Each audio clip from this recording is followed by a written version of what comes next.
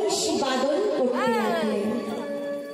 যত গোপীদের নাম ধরে ধরে বাঁশি বাজাতে লাগলেন। বাঁশিটি কি করে জানালেন? রাজ শব্দের অর্থ হলো রাজ দুটি বর্ণের সঙ্গে গঠিত হয়েছে। শুধু তন্তস্বরে চলবে না, তালিরস্য মূর্ধন্যস্য এই দুটি উঠতে হবে। তালিরস্য রাস মানে হচ্ছে রাশি রাশি, অনেক, প্রচুর। মূর্ধন্যস্য রাস মানে হচ্ছে ঘোড়ার লাগা। রস বৈশ্য রাস, রসের মধ্যে যা মিশ্রণ করে থাকি তাই হয় রাস।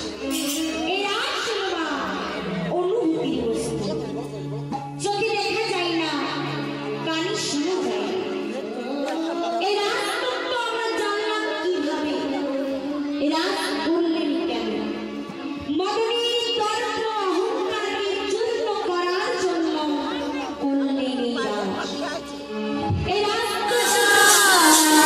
জয় রাধে জয় রাধা গোবিন্দ জয় রাধে জয় রাধা গোবিন্দ জয় জয় রাধে রাধা গোবিন্দ জয় জয় রাধা গোবিন্দ রাধা গোবিন্দ জয় জয় রাধে রাধা গোবিন্দ জয় রাধা গোবিন্দ রাধা গোবিন্দ জয় জয় রাধে রাধা গোবিন্দ